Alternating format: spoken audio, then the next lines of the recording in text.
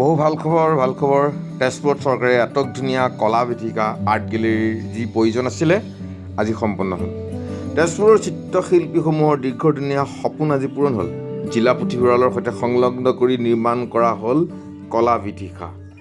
উন্মোচন হ'ল শান্তি নিকেতনৰ চাৰুকলা আৰু ভাস্কৰ্য স্থাপত্য শিল্পত সোণৰ পদক অৰ্জনেৰে স্নাতকোত্তৰ ডিগ্ৰী লাভ কৰা তেজপুৰৰ এগৰাকী দক্ষ যুৱশিল্পীয়ে নিৰ্মাণ কৰা জাতিৰ পিতা মহামানৱ মহাত্মা গান্ধীৰ এটি আটক ধুনীয়া প্ৰতিমূৰ্তি আজি তেজপুৰ জিলা পুথিভঁৰালৰ চৌহদত মুকলি হ'ল। আৰু ডাঙৰ কথা ভাল খবৰ, আজিৰে পৰা তেজপুৰ জিলা পুথিভঁৰালৰ প্ৰেক্ষাগৃহ সম্পূৰ্ণভাৱে সম্পন্ন হৈছে আৰু আজি ইনগ্ৰেশ্যন কৰাইলে।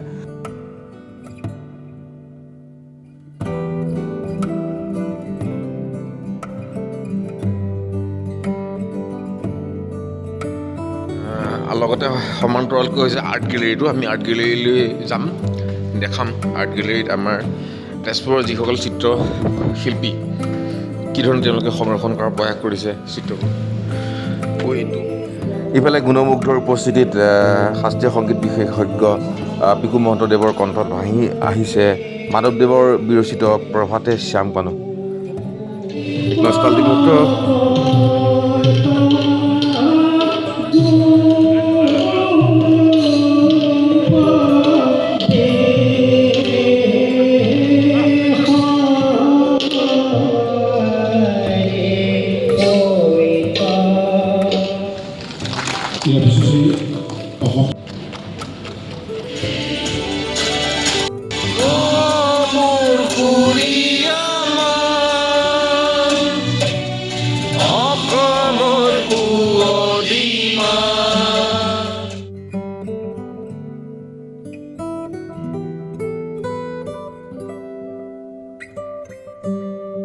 মঞ্চৰ সন্মুখত উপস্থিত আমাৰ তেজপুৰৰ বিশিষ্ট নাগৰিকসকল আৰু বিশিষ্ট বিদেশী মহিলাসকল সকলোকে আমি প্ৰথমতে শুভেচ্ছা জ্ঞাপন কৰিছোঁ যে আজি এটা বহুদিনীয়া আশা দাবী পূৰণ হ'ল বুলি ভাবিছোঁ।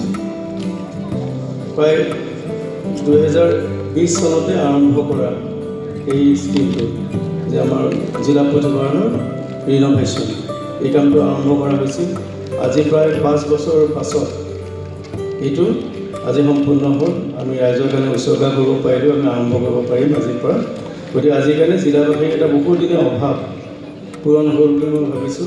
কাৰণ মই ইয়াত প্ৰথম জইন কৰাৰ দ্বিতীয় দিনাখনে ইয়ালৈকে আহিছিলোঁ আৰু বান থিয়েটাৰলৈকে গৈছিলোঁ। এক নান্দনিক ক্ষেত্ৰ, এয়া সাংস্কৃতিক নগৰী তেজপুৰৰ ঐতিহ্যভূমি গণেশ ঘাট। সন্মুখত আছে মই য'ত উপস্থিত আছোঁ, সম্পূৰ্ণ হৈ উঠিছে বহু প্ৰত্যাশিত বহুদিনৰ আৰু মনৰ সপোন তেজপুৰবাসীৰ তেজপুৰ জিলা পুথিভঁৰাল আজি সম্পূৰ্ণ হ'ল।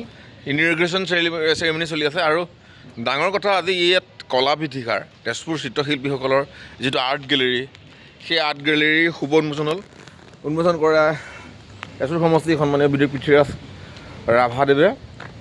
লগতে আজি যিহেতু মাৰ্চৰ 12 তাৰিখ, আজিৰ দিনটোতে জাতিৰ পিতা মহামানৱ মহাত্মা গান্ধীয়ে দাণ্ডী যাত্ৰা আৰম্ভ কৰিছিল আৰু ইয়াত এজন চাৰুকলা ভাস্কৰ্য শিল্পীয়ে তেওঁৰ প্ৰতিমূৰ্তি আৱক্ষ প্ৰতিমূৰ্তিটো নিৰ্মাণ কৰি উলিয়াইছে। তেজপুৰবাসীৰ বাবে আজি এটা সুন্দৰ আৰু বিৰল ক্ষণ। এই ক্ষণটোত যি তেজপুৰ জিলা পুথিভঁৰাল হৈ উঠা নাছিল, আজি সম্পূৰ্ণ হৈ উঠিল।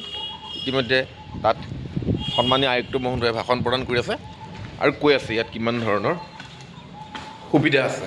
ঠিক 1956 চনত যেতিয়া তদানীন্তন চৰকাৰে চিন্তা কৰিল যে অসমৰ জিলা সদৰত জিলা পুথিভঁৰাল নিৰ্মাণ কৰিব, আৰু জিলা পুথিভঁৰাল নিৰ্মাণ কৰিবৰ কাৰণে সেইখিনিখন কেইবাখনো জিলা গ্ৰহণ কৰা হ'ল।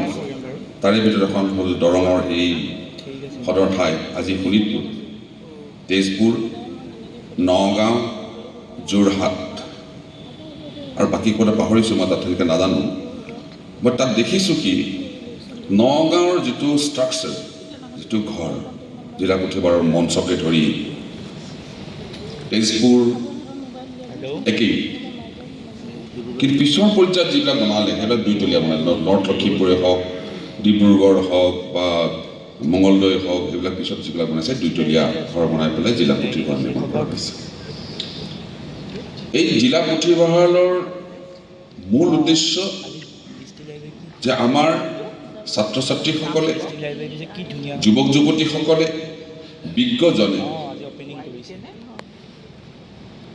পঢ়া শুনা কৰিবৰ কাৰণে, গৱেষণা কৰিবৰ কাৰণে আৰু জ্ঞান অৰ্জন কৰিবৰ কাৰণে এই পুথিভঁৰালটো নিৰ্মাণ কৰা হ'ল। আৰু পুথিভঁৰাল নিৰ্মাণ কৰাৰ আগতে মোৰ ছাৰে কৈছে যে আগতে তেজপুৰৰ মূল স্থানটো আছিলে হেমবৰুৱা লাইব্ৰেৰী, হেমবৰুৱা হল বা হেমবৰুৱা লাইব্ৰেৰী কৈছে। হেমবৰুৱা লাইব্ৰেৰীটো আছিলে আগতে কাঠৰ বাটা মাৰি নিৰ্মাণ কৰা ঘৰ, দীঘলীয়া ঘৰ আছিলে, দীঘলে আছিলে। এতিয়া পথালিয়ে হৈছে, আগতে দীঘলে আছিল। চেণ্টাৰ পইণ্টৰ যিখন হোটেল আছে সেই হোটেলৰ কাষতে দীঘলকৈ ৰাস্তাৰ ফালে ষ্টেজখন আছিল, তেনেকৈ নিৰ্মাণ কৰা হৈছিল। আৰু যেতিয়া ডিষ্ট্ৰিক্ট লাইব্ৰেৰী গঠন হ'ল, নিৰ্মাণ হোৱাৰ পিছত তাৰে বহু কিতাপ ইয়াত লৈ অহা। আৰু মোৰ মনত আছে যে আমাৰ হেমন্ত লহকৰ ডাঙৰীয়া আছে ইয়াত, যেতিয়া হেমবৰুৱা লাইব্ৰেৰী বনোৱা হ'ল তেতিয়া কলাগুৰু বিষ্ণুপ্ৰসাদ ৰাভাৰ দেউতাক ঢাকাত তেতিয়া চাকৰি কৰে। আৰু তেখেতক অনুৰোধ কৰা হৈছিলে তেখেতৰ ফালৰ পৰা কিবা এটা অনুদান, দান, বৰঙণি ইত্যাদি খুজিব। আৰু সেইখিনি সময়তেই কলাগুৰু বিষ্ণুপ্ৰসাদ ৰাভাৰ দেউতাকে চৰ্দাৰ বাহাদুৰ গোপাল চন্দ্ৰ দাস, তেখেত দাস পাৰি লিখিছিলে, তেখেতে ঢাকাৰ পৰা, কলিকতাৰ পৰা বহু কিতাপ, প্ৰায় 40,000 মান টকাৰ কিতাপ পঠিয়াইছিলে। এতিয়া কিমান লাখ টকা, কোটি টকা হ'ব। আৰু সেই কিতাপবোৰে ইয়ালৈ আহিছে। মই এতিয়া কথা পাতিছোঁ যে তেজপুৰৰ বা শোণিতপুৰৰ বিভিন্ন ঠাইত বহু সাঁচি পাতৰ পুথি য'তে ত'তে, সৰু সৰু লাইব্ৰেৰীতে হওক, সৰু সৰু ক্লাব ইত্যাদিত হওক বা মানুহৰ ঘৰত হওক, নামঘৰত হওক, চেদেলি বেদেলি পৰি যদি আছে, আমি সেই সকলো সাঁচি পাতৰ পুথিখিনি আমি ইয়াত আনি সংৰক্ষণ কৰাৰ ব্যৱস্থা কৰিব লাগে।